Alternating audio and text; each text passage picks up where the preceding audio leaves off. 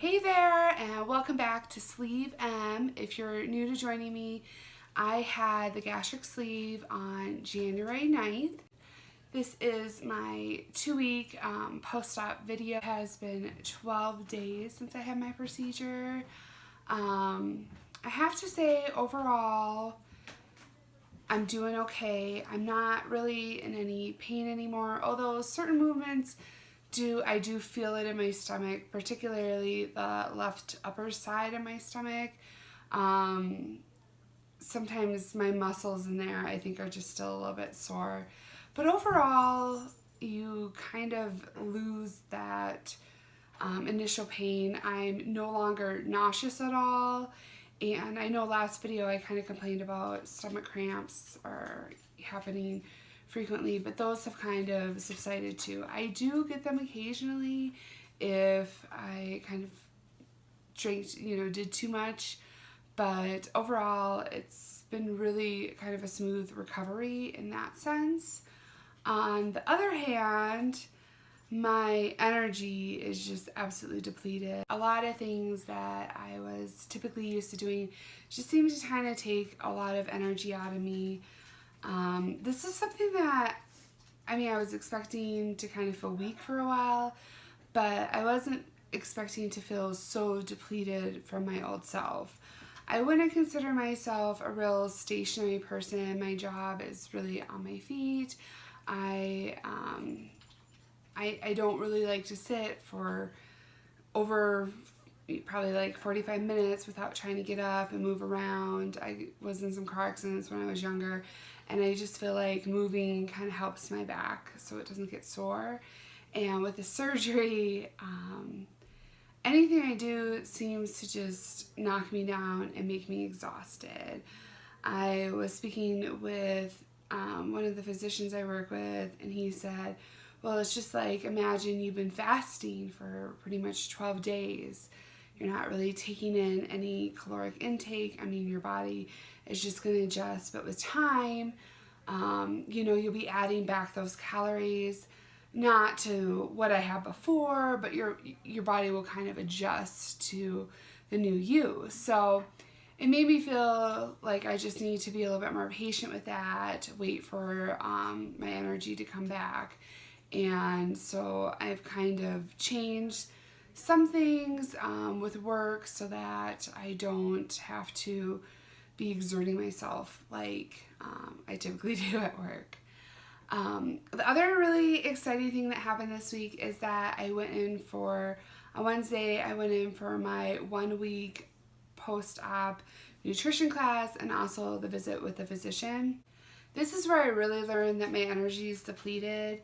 Where the nutrition class was versus where the doctor's office was on opposite sides of the medical campus, and so it was a 1/4-mile walk to get to the nutrition class, and I've walked that before, no problem. I walked over there. I brought my oxygen because at that time I was still on oxygen at exertion, which just means while you're moving around, while you're doing things, where you're exerting yourself, my oxygen did drop below 90% at the hospital, so I was sent home with that. So I walked all the way over there. I went to a 20-minute nutrition post-op class, walked all the way back to Dr. Snyder's office, and I thought I was exhausted. My pulse was elevated. I was kind of sweating a little, and I checked my Fitbit because I thought, how many steps was that? Because it felt so intense. And it was 2,000, which typically every morning before I go to work, I take my dog Guinness, which has been featured in many videos, on a over 2,000 step walk every single morning. So I was just shocked that something I was so used to doing was just so difficult, more difficult than I ever expected. But at the nutrition class, it was completely worth it for going because big things happened this week. I have been allowed to get back and started on some soft foods. Basically, they said I could have egg whites, I could have refried beans, sugar-free pudding, hummus, yogurt, nothing that had like chunks, so I couldn't have any of the, I know the Chobani with the fruit on the bottom is my favorite, but that was not allowed. But I could have the blended ones, all those type of foods that are just really pureed. You also, of course, want to watch, I mean, the sugar-free is because we don't want to do anything high in carbs or anything like that. So they told me to pick that up, and then they recommended some protein powders, which I just wrote down. I wrote down 2 of them, and I was going to purchase both of them and kind of show you guys what they were like and kind of compare and contrast them. But the first one I purchased, and my sister's going to be mad at me because she wanted me to show you guys the first time I tried it. The first one I purchased is so good that the other one that they recommended, or any of the other ones I found online, just, I couldn't imagine comparing to this. What we got is the Gen Pro. You can pick this up at GNC. It is 30 grams of protein per 1 tablespoon. A lot of the other ones I was looking at was 20 grams per 1 tablespoon. This is medical grade. It does have 0.6 grams of carbs, 0.3 grams of fat, but this stuff is, I mean, you can't even taste it. And you mix it into the food and it doesn't really change the consistency at all. And I absolutely love it. So it comes, I'll show you. I know, do you want some protein, Kenny? So it comes with a little scoop like so, and this is 1 tablespoon. And I just have some hummus here, and I just wanted to show you how it mixes together. So I just put the protein in it, and it has kind of, without being mixed in, it has this weird, the kinetic sand that you see at Brookdale, it has that consistency, like, this would make some excellent sand castles, but I'm going to eat it instead, edible sand castles. And you just kind of mix it in really well, and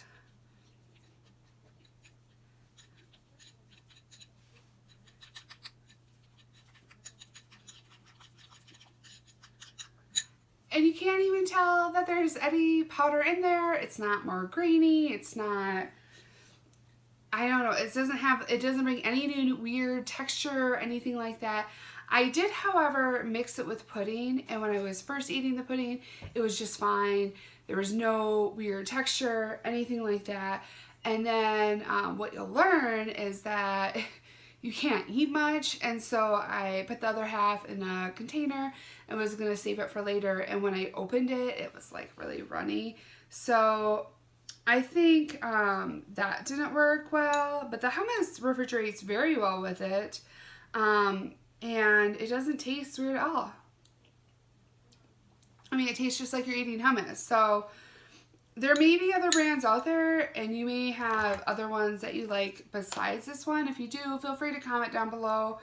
But, I mean, if there's something that I like this much, I don't really know that I'm going to go any further, because I have to tell you, the protein drinks have been a challenge. I just don't feel like drinking any of them.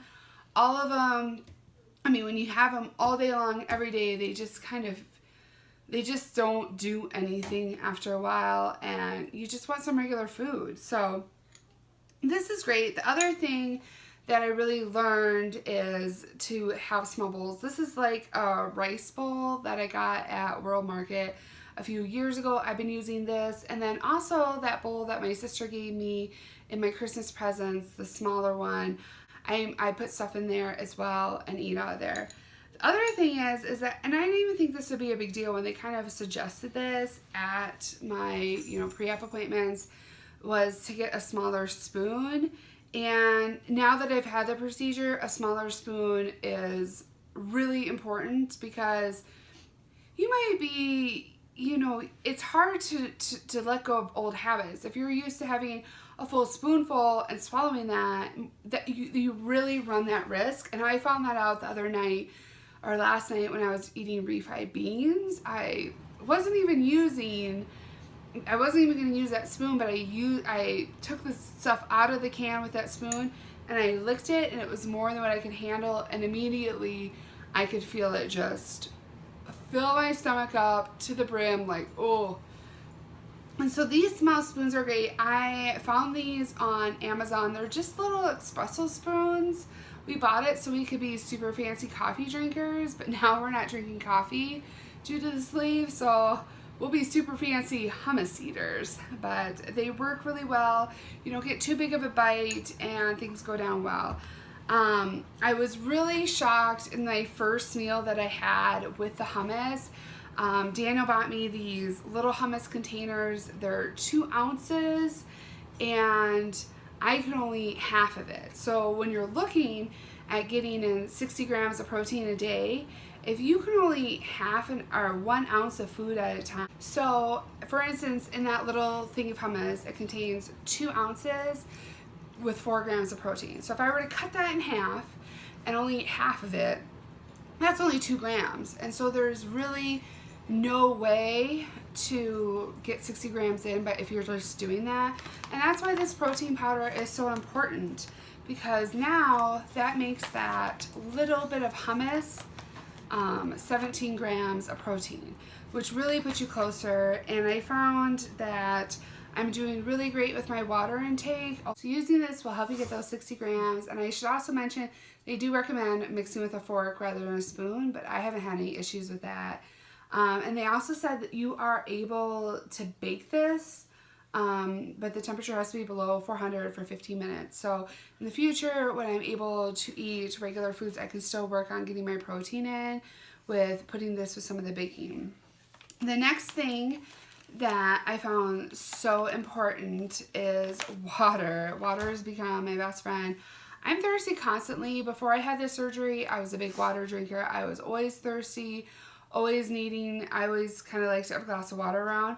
At least I thought. Now that I've had this surgery, I've learned that you have to have water around at all times. They told me they want me drinking at least 4 ounces every wake hour, but I've been trying to push that even more because I feel so dehydrated at all times. So I always keep a glass of water at my desk everywhere I go.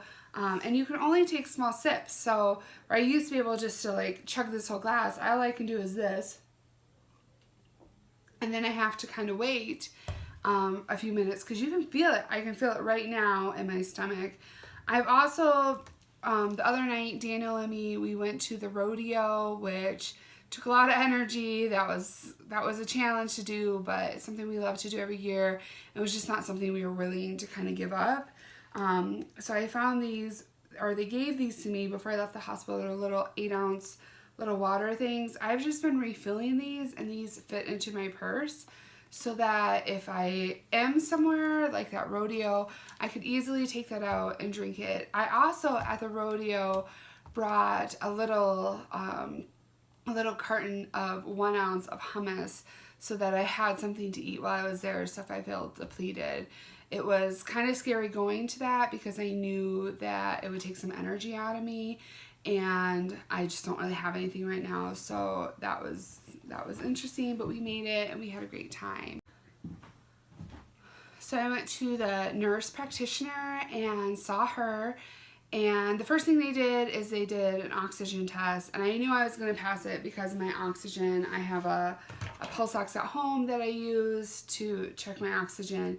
I knew my oxygen would be above 90% at exertion. So they took me off the oxygen, and then they brought me back, and it could have been that long walk that exhausted me, but my pulse had been really high lately. And I noticed it with just the small things I do at home. And so she kind of like talked about like, well, maybe you're not getting enough water. And I said, well, you know, if you're looking at my water intake, my veins feel hydrated. I draw blood, so I know what hydrated veins versus unhydrated veins feel like. But the big key is if you're hydrated is if you're going to the bathroom. I probably am going to the bathroom about every 2 to 4 hours, so I'm definitely hydrated there. And then she thought, well, maybe it's just that my sugars are dropping so much because of all the changes and not getting any carbs. So she did add in, I'm supposed to, when I feel that way, I'm supposed to drink 1 part apple juice to 2 parts water, which it doesn't really taste that good because you are expecting all that apple flavor, but it has made me feel better when I feel that way and has really taken care of it. But I don't know if I do that unless your physician recommended it. The other thing she said is that my incisions are healing so well. So today I thought I would show you kind of what they look like. I don't think they're gruesome, but if you are kind of squeamy, you might want to fast forward a little bit, but I don't think they look bad, so we'll show you. Incisions aren't too bad. I have this one over here, which is pretty painful, and this one. This one's the most. This is where they said they put the large instruments in. This right here is where the pain pump was, or not the pain pump, but the drain was. That was a gnarly feeling when they removed it. It felt like they were taking out my intestines. And then just this little one down here, this one's my problem child that's kind of been opening up, but I think it'll be okay. They're all healing nicely. She was super impressed, and she said that we'll see you back for week 3 is when my next appointment with them is, and I can't wait for that one because from what I read in my book, they're going to start letting me have some meat, turkey and tuna. But honestly, the pudding, the hummus, beans, yogurt is getting a little bit old. But overall, everything else is doing great. I plan on, my goals for this week are really to make sure I'm getting those 60 grams of protein in. I do feel a lot better when I have that protein in. I have been weaning myself off those protein drinks. After, you know, those are things that I don't know how people drink them all the time, because after, you know, going through this, I don't know if my taste buds changed, but they taste even worse than when I first tasted them. And so I'm excited to go off of them. I did find that lean protein. I did it in Swiss chocolate. I had it in Snickerdoodle this weekend. Just kind of while we're out and about, it's a little bit easier to have a protein drink. And so I've been doing that. There is an honorable mention. The honorable mention that I have is Optosaurus, and the caramel flavors one I tried. They gave me this at the hospital, and I have to say it was really good. It has 6 grams of carbs, 12 protein, and it tastes really good. I do think I'm going to continue to wean myself off the protein drinks. They said by week 6 they don't really want me having any protein drinks because they want my stomach to be filled with food, because that'll trick my metabolism into thinking that I'm full. Where protein drinks are going to go through your stomach faster and therefore not kind of doing that trick. So that's my goal, get my protein in, work on still getting my energy up, and just taking every day, day by day. I know that anybody that's had this procedure, everybody's journey seems to be completely different, and I feel like mine is already, and I'm excited. I mean, I do have some hunger cravings. There's this darn Dairy Queen commercial with an A1C burger, which I couldn't even tell you the last time I ate at Dairy Queen, and I don't know why, but like every time I see it, I'm like, oh my God, that looks so good. But I'm sticking to what I gotta do, and I'm gonna do it right. So please subscribe to my channel if you're not already subscribed.